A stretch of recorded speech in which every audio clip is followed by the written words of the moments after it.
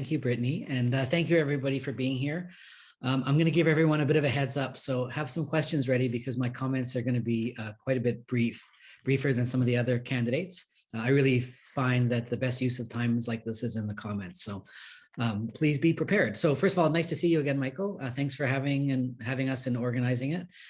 You know, I'll talk about my background really quickly. I'm an entrepreneur at heart, and I've been an entrepreneur for my whole life. The big successful business I started, which is FIRMA Foreign Exchange, which started, we started that company with $10,000 and now it transacts over $15 billion in foreign exchange payments. And we're the largest privately held financial services sector, a company in that sector in the country. And, I've got hundreds of employees in 11 offices in 4 countries. And the way that we got there was by investing in technology early. So in the early 2000s, there wasn't any off-the-shelf technology, and we built our own technology. And so we've quietly, over the years, been a successful tech company in the city, and now we're morphing it into a really specific tech company. And so, I had the full experience from starting off with, IKEA furniture that didn't match into, all the way through progressing into now where our head office in Edmonton has over 100 people and, 20,000 square feet downtown. And I've always been around entrepreneurship and entrepreneurs. Some of you might not know that I've actually participated as advisor on Discovery Labs. So Michael called me a few years ago and I did that for a brief period of time and learned lots and hopefully made some contributions. And the people that are involved, that the ideas people are just brilliant. To be candid, sometimes I didn't understand what they were talking about. I was trying to pretend I did, but the technology and the ideas that are coming out are brilliant. And really the challenge is how to turn those into successful companies. What my learnings are around startups. Startups are great, but at the end of the day, they need to make an impact. They need to hire people. They need to make a contribution to our economy. They need to pay rent. They need to do all these sorts of things. And it can't just be ideas. We've got to figure out a way to turn these into viable businesses. Just as an aside from another perspective as an advisor, the 2 things that I think that entrepreneurs don't really think enough about at the beginning is how to get their business to be investable or to produce revenue. You don't have to go the invest route. You can be producing revenue instead. So that's just as an aside. And I think we've got to figure that out and help people develop their ideas into viable businesses, like I said. And innovation is kind of a buzzword for me. I kind of, I'll talk a little bit about being selfish from the city's perspective. So again, from the city's perspective, what I think the city needs is viable businesses that are hiring people, like I said, paying rent, paying taxes, purchasing things locally. And so really the role of the city should be, what are you building and how can we help you? And I say that all over and over again. And that's really what the city should be doing, is how can we help people turn those ideas into businesses? And the ideas, like I mentioned, coming out of the U of A and Nate and others are fantastic, but we have to make them investable or producing revenue. And again, the role of the city is to help in any way they can. There's a role to attract investors, whether they're local or abroad. There's a lot of local investors, but they don't really understand the tech space. And so we've got to get them up to speed. They know old school real estate and those types of things, but there's some, but we really need to do that. And then we need to attract investors from outside and then accelerators. And, my plan is I announced an innovation investment fund that will be able to attract VCs and accelerators to the city that can make a big difference. And then we have to, the big picture of the city, diversify our economy. And, the Edmonton economy is quite diverse already, but we really need to work on becoming what I call the clean tech capital. That's one opportunity. We need to transition existing businesses into technology businesses. Companies like PCL are buying small tech companies now, so it's on its way, but we need to really do a lot of work around there. We need to promote our airport, which people might not appreciate how big a deal that is. And then we have some, what I call, here's my another little business tip, unfair advantage. I always talk about what my unfair competitive advantage was. And so Edmonton has that with our AI and agribusinesses and advanced manufacturing. And so we've got some strong foundations that we can really, really build upon. And so, I've lived this for 20 years. And so this is, that with my 4 years of city council, I really do think I'm the best candidate, in the running to positively impact these challenges that the city has. And so before I just close, I will just throw a couple of comments around not this sector. So if anybody's, when you're interested in my platform outside of this, you can go to the website, which is just my name.ca.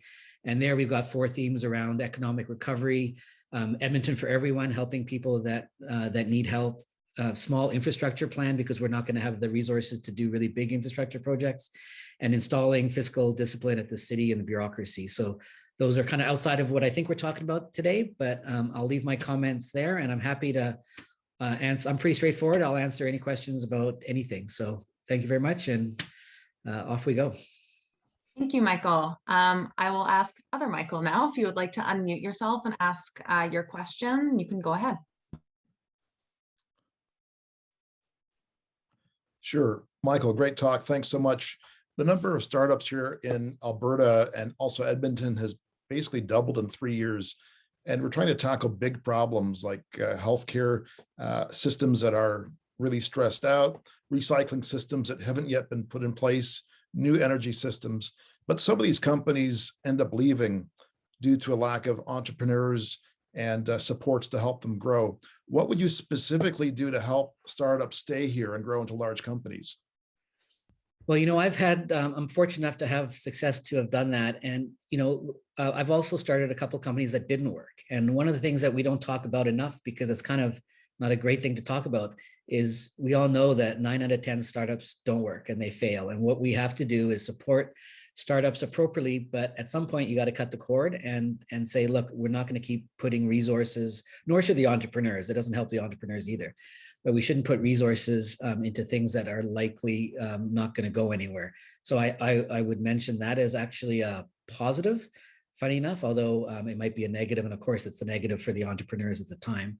But hopefully they would move on to something else. As far as expanding businesses that have a track record. So for me, I'd want to see that a business has already got a track record to some degree, that they've got a technology that's working. I'm on the advisory board for G2V, for example, that came out of the university, and they've got something going there right now. And so, then it's about, as a city role, to find funding for them, to find expertise, to find partnerships. And so that's where government needs to step in a little bit. But at the end of the day, the private sector is going to do what the private sector does. And so I talk about the government's role, especially at the municipal level, about what are you building and how can we help? It's really about connections and introductions and attracting investment and attracting people to live here that are really smart and qualified. It's not about putting into significant money into startups. We got to cut the cord on some of those and then really help the ones that have some potential. All right, awesome. Thank you, Michael. I have a quick question for you as well, similar to what I asked Cheryl. I do agree with you that supporting entrepreneurship is important, small innovation, business, 100%. But there are other issues that are occurring in the city, especially around supporting education and healthcare, especially over the last year since they've taken quite a hit. What do you specifically have planned to support education and healthcare, in addition to supporting technology and innovation? So, obviously both of these things aren't really in the mandate of the city, but I will talk about a couple of points. Edmonton has the best education system in North America, from kindergarten to, post-secondary, as you all know, at the university. We've got just a phenomenal education system, but we don't talk enough about it. We've also got the opportunity to take all of the post-secondaries and work together to really build a culture around education, that we really have to celebrate how good our post-secondaries are around the city. And I think there's a huge missed opportunity there. As far as the damage that's occurred over healthcare, look, I was the first person that came out with a policy of how we're going to deal with COVID. My view is that the vocal minority has been getting their way on this thing. And I have no problem making tough decisions and having pretty forceful comments. And my early comment was to say that any city employee, anybody using a city facility has to be vaccinated. You can't make people stick a needle in their arm, but if someone's not vaccinated, they have to show a clear test every day at their own expense. And that's the kind of way that I would deal with some of these things. As far, we've got to just, everybody knows what we have to do to get out of these things. And I just get very frustrated that we listen to the minority of people on these issues. And, otherwise, the healthcare challenges that the province has, is provincial. And one of the things that I talk about at my campaign is the city has to focus on municipal level issues, not trying to solve the world's problems and not trying to solve other levels of government problem. And so I think I might leave my comments there and let the province figure that out. Sure, fair enough. Thank you for your viewpoints. Thach Lang, if you'd like to unmute yourself and ask your question, you can go ahead. Thank you, Brittany, and thanks, Michael, for your presentation, and thanks to all the candidates. This is probably a general question for everyone, all the candidates, but maybe perhaps, Michael, you can address this with your platform as far as, the rising cost of inflation and budget constraints for all levels of government. How do you propose as far as what strategies and plans you have in place to employ to ensure that, your approach is cost effective? Mm-hmm. Obviously, some people have talked about rising costs of, real estate, also the rising cost of taxes and all that. Just curious as far as how, municipal government, what is their role, and how do you see yourself working with other forms of government to ensure that everyone is collaborative in a way that it makes meaningful impact to the overall the innovation agenda? So I'll answer the second part first. Just so as far as working with other levels of government, the relationship with the city of Edmonton, the important relationship is with the province. That's where we get most of our funding from. The cities only exist because of the MGA, which is the Municipal Government Act, and so which is provincial legislation. And so we have to fix our relationship with the provincial government. Right now, it's terrible. City of Edmonton, we lose technology money that's going down to Calgary. Our airport doesn't get funded. Calgary's does. The U of A's been cut. U of C's not. And we have this brutal relationship with the province. And so I'm going to spend a lot of time talking with them and fixing that relationship. And it doesn't matter to me who's in power there. Federally, the federal government finances things per capita, and it gets funded through the province anyway. So I think that relationship's a lot less important. As far as the taxes and the other thing, I've committed to a 2% tax decrease. And we can get there with over the next 4 years. And we can get there with a program and service review that I initiated when I was on city council, which was supposed to be done in 2017. And it's still not done, just showing you some of the challenges the administration has. And finding 2% savings on a $3.1 billion operating budget is not difficult.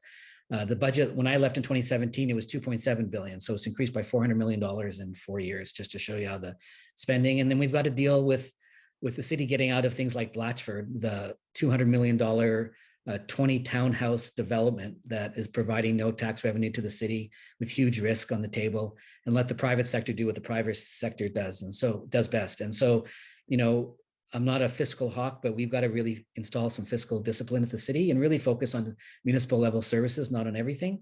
And, I've committed to that 2% tax decrease. You can ask Amarjeet, who's on next, and I'll tease him a bit, because his plan ends up being 8% increase. And, inflation is 4% right now. And, people and businesses have been asked enough.